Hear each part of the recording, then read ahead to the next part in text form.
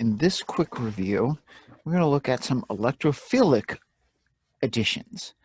Now, the basic here, electrophilic addition, is a little bit different from our, it's kind of the reverse of our nucleophilic, of our beta elimination, in that the first step is we add an electrophile. Now, electrophile could just be a proton, but essentially electrophile is electron poor atom that's going to attack this big pi cloud here. So it's really the pi cloud attacks the E. The E is not going to attack the pi cloud. But it forms then a carbocation that can then undergo our nucleophilic addition. So it's just a little bit different order here. And then we have now, go ahead and put E here. E is usually hydrogen, but it doesn't have to be. This is a general type of thing. These are going to follow Markovnikov's rule. Markovnikov's rule, which essentially says that electrophile adds to the least substituted. Least substituted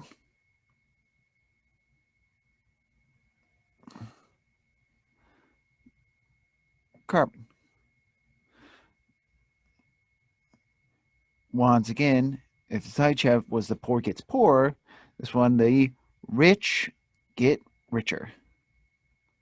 Especially if you're if your electrophile is hydrogen. You're adding the hydrogen to the guys with the most hydrogen. If I have an option of this guy, the electrophile is going to add, it's going to come from this side. But all this comes down to, if you want to think about this logically, it all comes down to which is the more stable carbocation.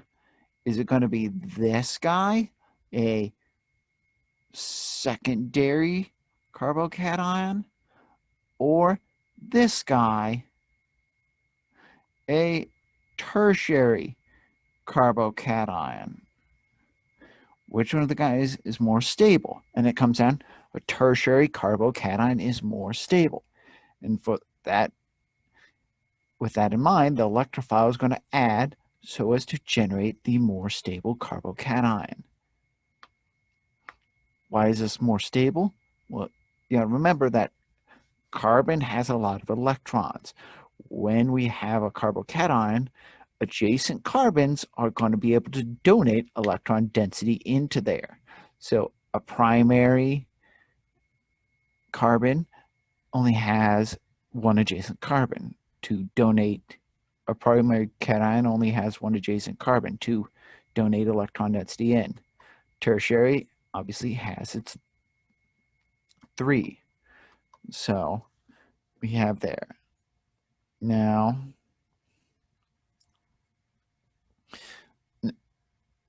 even when it's AntiMarkovnikov, if you think about the actual mechanism, it still follows Markovnikov. It's just that the initial addition is always to the least substitute, is going to be the least substituted. So there's a couple things. We have free radical addition of HBr. Free radical. And this only works with HBr, nothing else. The first step is, basically here, if I have, I'm going to put this. This is my generic alkene. So it's really clear which side we're adding to. If I have this, the reaction is Br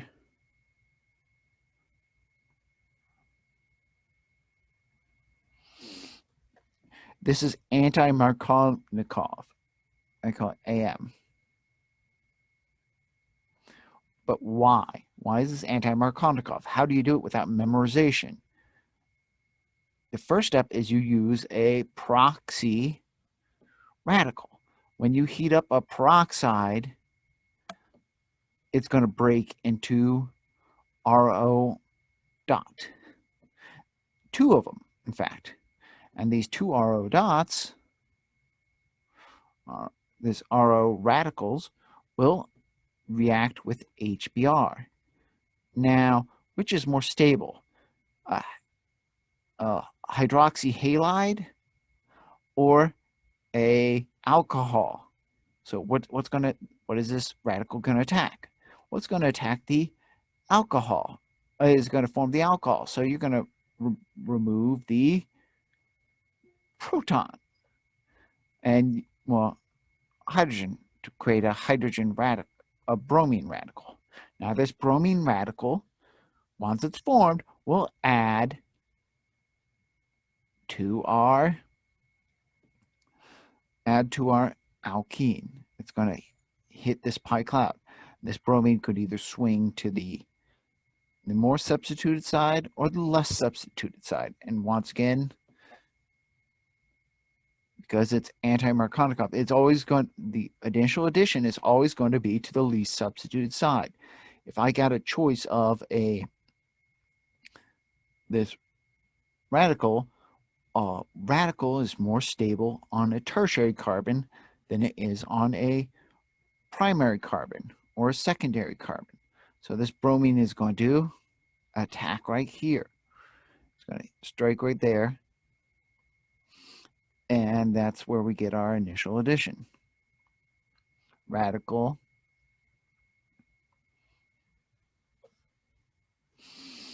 And then this radical then is going to attack, pull off the hydrogen. And thus propagation. Propagation. And so that goes back to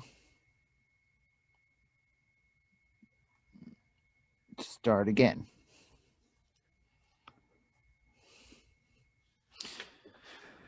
So even though this is AntiMarkovnikov, it really isn't. It's the bromine radical attacks first. The bromine radical attacks in the Markovnikov position. It just so happens that the nucleophile that's going to be added, the thing that's going to be added second is, instead of the nucleophile, is the hydrogen radical. And that's going to be adding to the AntiMarkovnikov position. If you look at it in terms of H should be added to the least substituted spot. Now, hydration, which was the opposite of the alcohol dehydration we just saw in the last video. Hydration, I'm going to clear that. So again, is going to be Markovnikov, but rearrangement is possible. So the first thing we're going to do is, this is going to be an acid catalyzed. So we're going to add, it could be acid catalyzed, it could be various different things. So it's very reversible. Almost all these reactions are reversible, but we're looking for, can we collect the product? Can we keep this down? So, oh God.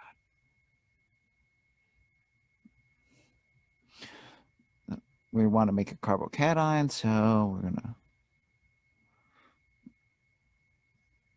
tax here, pulls that off. Carbocation. We're going to make a more stable carbocation.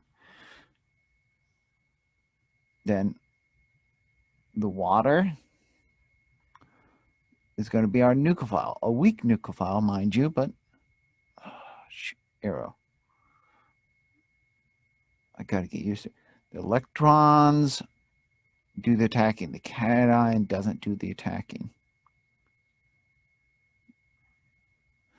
Electrons do the attacking. Let's attack there to form our alcohol. Well, we form a charged water. And then, of course, our more water being our solvent, pulls off our hydrogen, form our alcohol.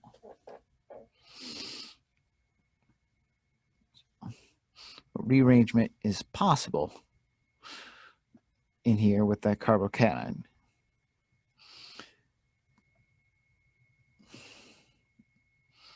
But I mean, this is essentially the opposite of what we just learned with E2, beta elimination, especially alcohol dehydration.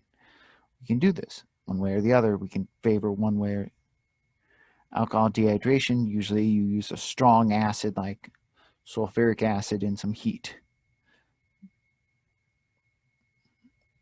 But okay, so the next couple reactions are some really strange reactions, but they all kind of work the same way. A lot of these are gonna add water on here or hydroxy groups on there, but they give better yields and no rearrangement. They're not as reversible. So one of the first ones, to get all the conditions right, it's going to be a little hard, but you can usually easily recognize these guys by one of the key one of the key reactants: oxymercuration, demercuration.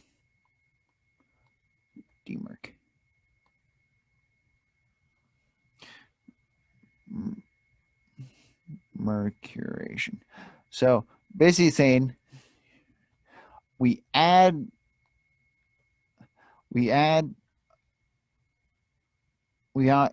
mercury and then we remove it again. It's a Markovnikov, better yield, no rearrangement. So the first thing we do is we add mercury acetate. The acetate is just to stabilize mercury 2+. So a really strong electrophile. So the first thing we do is we're adding the mercury to the compound. It sits on the double bond and makes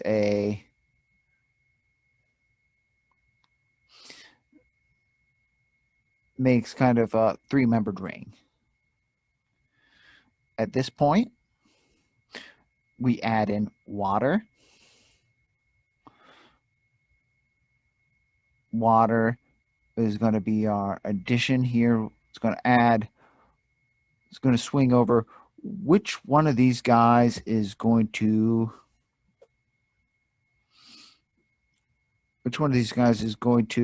essentially be better able to, which one of these guys is more electropositive.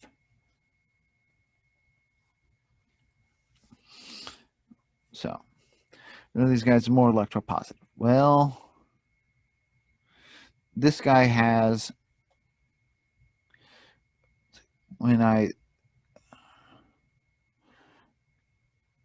it's like, so which one of the electropositive, it's really more like which one of these guys is more electronegative. That when I kick here, it's going to be stabilized. This mercury is going to swing to the other side. That the electrophile here, mercury, which is electron poor, is going to go with the less substituted compound. So if I attack here, the mercury swings up and over, and we have our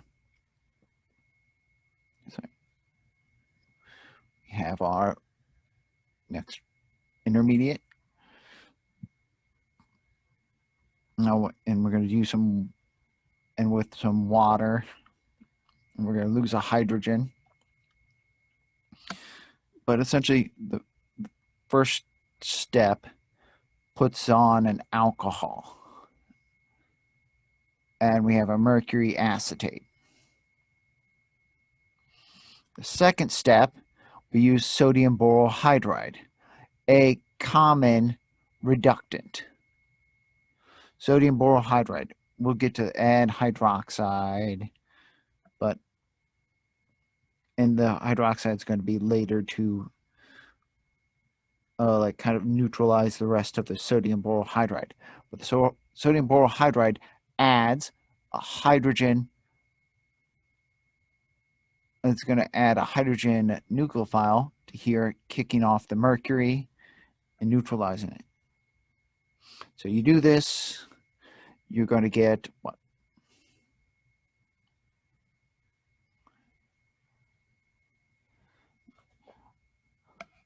So, okay, I got to reason through this. I mean, because of how this is happening,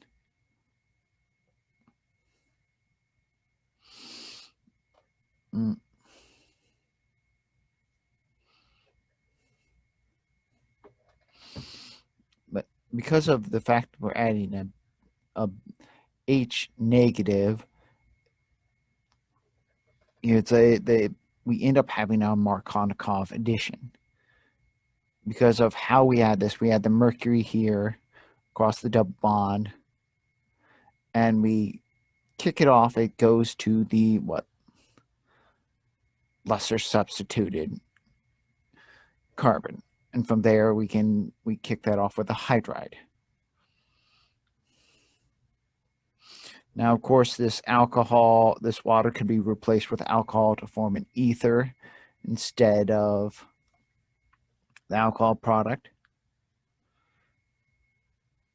And so let's look at another one. Let's look at another one real quick, like hydroboration.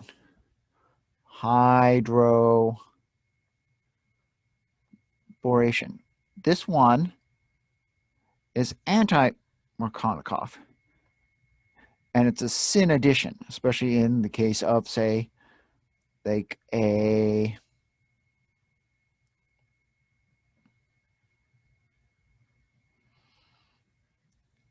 the case of a cyclic thing, it's going to add to the same side. So why is AntiMarkovnikov? Hydroboration, it's going to use boron. Boron bound to THF. And then it's going to use peroxide and hydroxide to remove it. Why is this AntiMarkovnikov? Well, it's not really AntiMarkovnikov. It's only AntiMarkovnikov in that the hydrogen adds to the wrong side. But in reality, the boron, remember we said the less electronegative one adds to the electrophile adds to the one that can the other end. The electrophile always adds to the Markovnikov end. In this case, boron is less electronegative than hydrogen.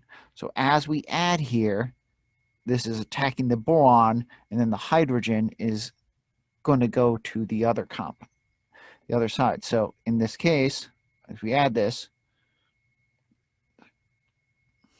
we are going to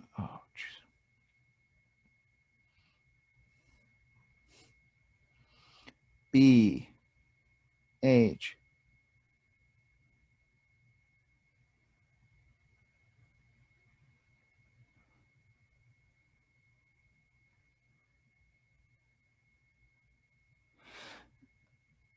we are adding across this double bond. The boron is adding to the less substituted region. The hydrogen is added to the more substituted region. As this splits, we have a situation where we have a BH2 H methyl. So it added to the wrong spot because of the fact that boron is less electronegative than hydrogen. It's not just a memorization, oh, there's AntiMarkovnikov, because it really is Markovnikov. It's just adding something, a different electrophile first. The hydrogen isn't always an electrophile. And then hydrogen peroxide is our oxidant. H2O2 in the presence of base ends up oxidizing our boron and allowing this to remove this off and replace it with, it's going to turn the boron into a BO structure that can be removed with base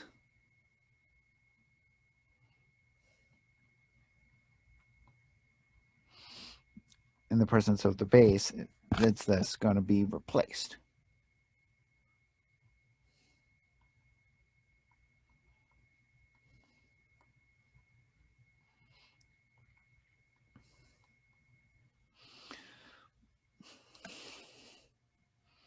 And you're going to have a borohydroxy compound, essentially boric acid, as the byproduct.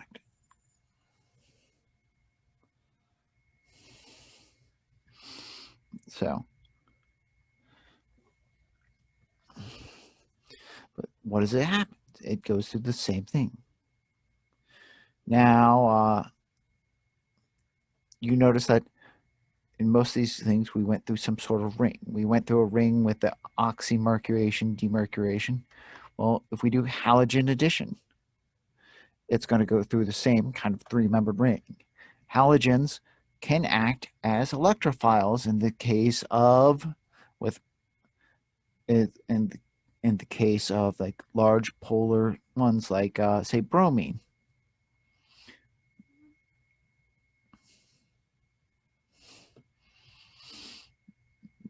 So, and it's going to have an anti-addition.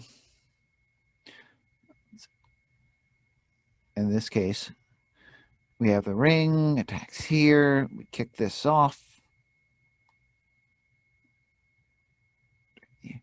Essentially, we have a structure that looks like this.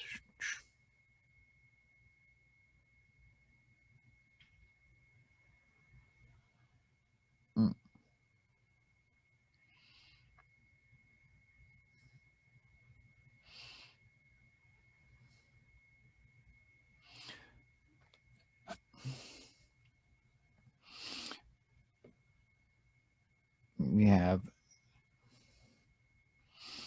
got positive here, and we have a halogen that's going to attack somewhere. It's going to attack the ring. It's going to attack somewhere opposite. It could attack here, or it could attack there, depending on which way it attacks. It's going to swing the other way or the other way. So it's going to be anti. So we have a mixture of stereochemistry. If this is, for example,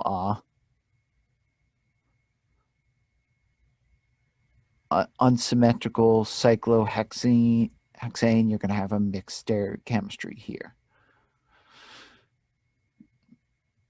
So, bam, you're going to either have X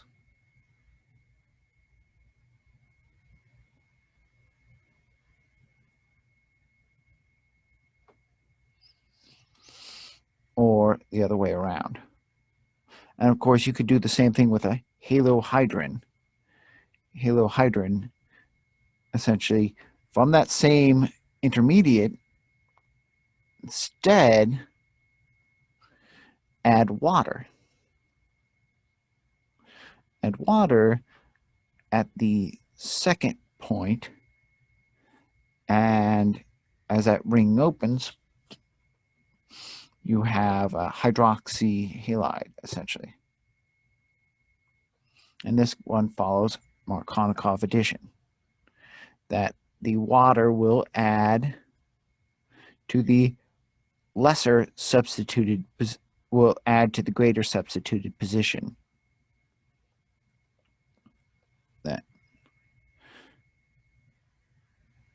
And so, that the X is counting as the electrophile, the halogen is counted as the electrophile, the water is counting as the nucleophile. The nucleophile adds to the more substituted position.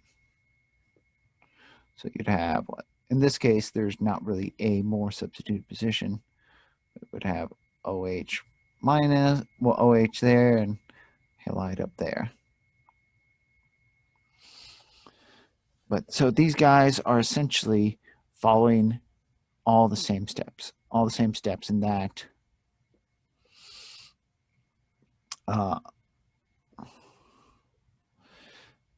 that first we have